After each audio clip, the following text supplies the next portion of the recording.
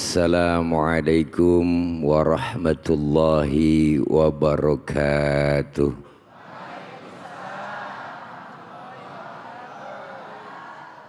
Bismillahi walhamdulillah.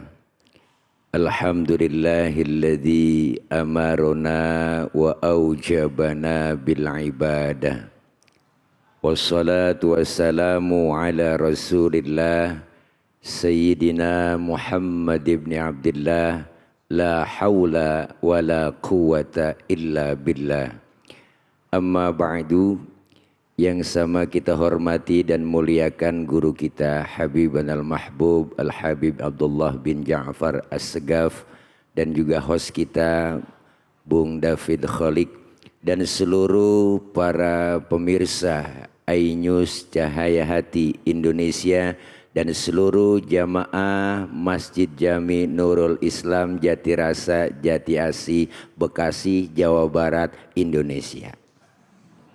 Mudah-mudahan kumpul dan hadir kita dalam rangka taklim di iNews senantiasa mendapat ridha dari Allah Subhanahu wa taala.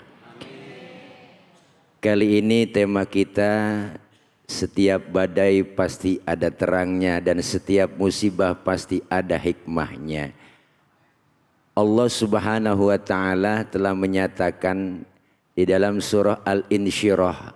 Ini merupakan salah satu surah Makkiyah, surah yang diturunkan di kota Makkah, yang dimana surah ini, ayat ini menjelaskan tentang kabar gembira, suatu kabar yang memang diberikan kepada Rasulullah SAW, di mana beliau dihibur melalui turunnya surah Al-Insyirah ini. Kenapa? Karena beliau Rasulullah bebannya yang begitu luar biasa.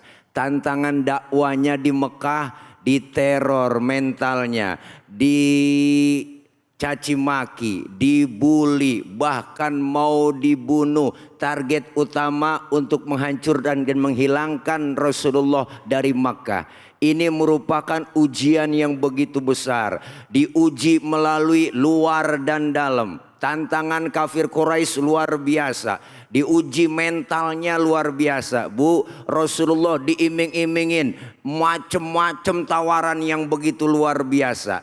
Dihantam fisik nggak bisa, dihantam mental nggak bisa. Terornya yang begitu luar biasa. Begitu banyak bebannya, ujiannya. Tapi Allah kasih kabar gembira dan Allah berikan yang namanya hiburan kepada Rasulullah. Ternyata alam nasyrah laka sadrak wa wada'na anka wizrak. Bukankah aku telah melapangkan dadamu wahai Muhammad dan mengangkat bebanmu dari apa? Dari ujian dan cobaan. Ujian begitu banyak. Target utama yang mau dibunuh Rasulullah. Orang kafir Quraisy butuh, kalau udah benci luar biasa, sampai ke daging-daging, ke dalam-dalam. Bencinya luar biasa dengan Nabi kita Muhammad SAW. Bahkan beliau mau hijrah, satu malam Rasulullah rumahnya dikepung, dipagar betis oleh kafir Quraisy. Di rumah Rasulullah 3 orang, ada Rasulullah, ada Sayyidina Ali, ada Sayyidina Abu Bakar. Rasulullah bilang ke Sayyidina Ali, Ali kau gantikan tempat tidurku, tidurlah kau di kamarku. Kenapa? Karena yang mau dibunuh Rasulullah, target utama mau yang dibunuh Rasul. Apa jawaban Sayyidina Ali, anak muda yang soleh? Siap ya Rasul, demi Allah, demi Rasulullah, saya rela mati. Nyawa taruhannya. Ini sosok pemuda yang soleh, bukan pemuda yang pinter. Kalau pemuda pinter nggak begitu bang. Li, gantiin tempat tidur gue ya. Ntar yang mau dibunuh lu. Nah, jangan saya ya Rasul, Abu Bakar aja yang tua Anda.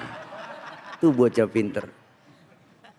Perjuangannya yang begitu luar biasa. Berangkat hijrah ditemani oleh Sayyidina Abu Bakar. Dikejar terus, dipepet terus sampai mampir Rasulullah di rest area.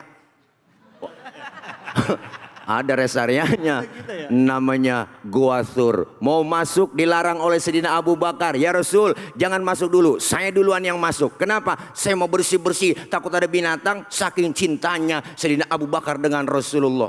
Masuk Sayyidina Abu Bakar, bu, bersih-bersih, korek-korek, coker-coker. Tangannya diantup kala jengking. sakit, bengkak, mukanya pucat. Kalajengking Arab. Lebih beda sama kalajengking Bekasi. Lah Arab, apa sih yang gak gede ya kan? Luar biasa. Sakit, bengkak, mukanya pucat, enggak ngomong.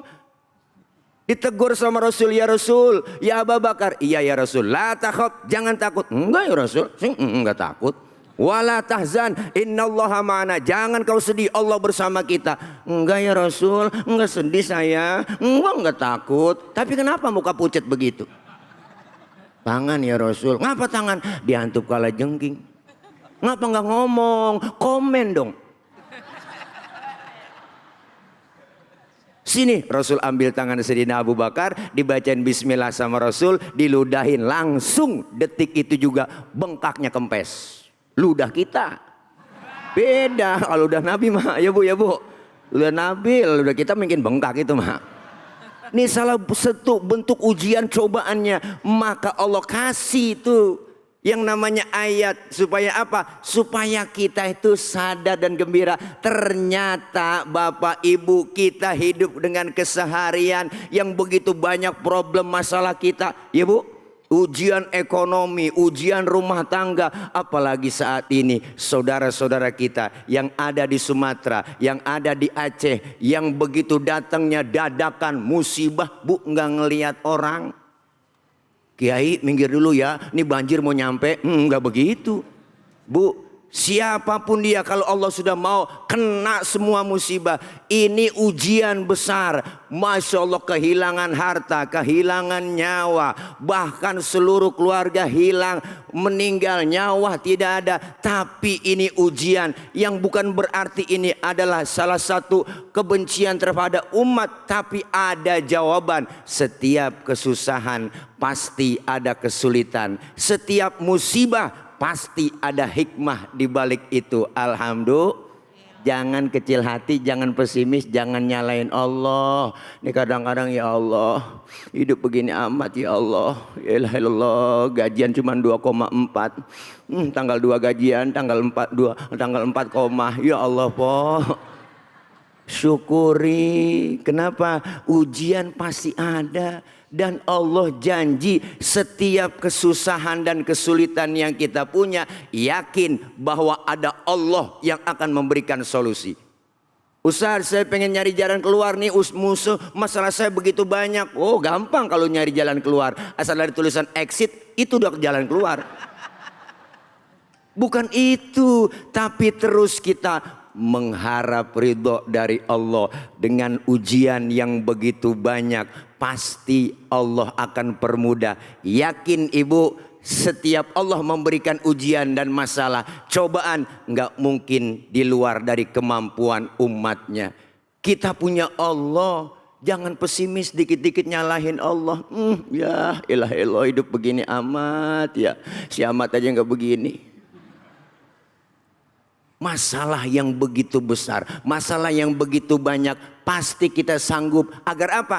Mental kita, iman kita digojlok. Orang bisa dewasa melalui ujian. Maka sering-seringlah kita biasakan dapat ujian. Masalah bikin dewasa, maka banyakin masalah.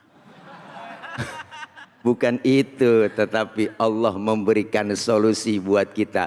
Bahwa kehidupan di dunia ini pasti diberikan masing-masing kita. Setiap kita pasti ada masalah masing-masing. Bagaimana caranya supaya selesai masalah itu? Tinggal tulis di status WA. Insya Allah masalah kita akan hilang selama 24 jam. Hilang statusnya. Bu, setiap kita pasti merasakan ujian ya kan Bu? Pasti kekurangan harta diuji kita, ke masalah keluarga diuji, masalah anak kita diuji. Ini semua merupakan salah satu untuk meningkatkan keimanan kita kepada Allah Subhanahu wa Ta'ala. Ternyata Allah tidak tinggal diam. Ternyata kita punya Allah. Dengan apa? Yuk banyak bersyukur kepada Allah Subhanahu wa Ta'ala. Musibah yang Allah berikan bukan berarti Allah benci kepada kita.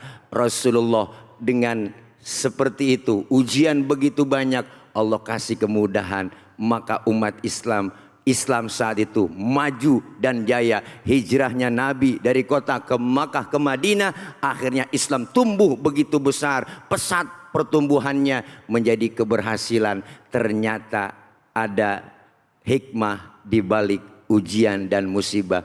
Yang penting kita terus berdoa, bertawakal dan berusaha. Allah pasti berikan kebaikan, maslahat untuk kita semua. Amin ya robbal alamin.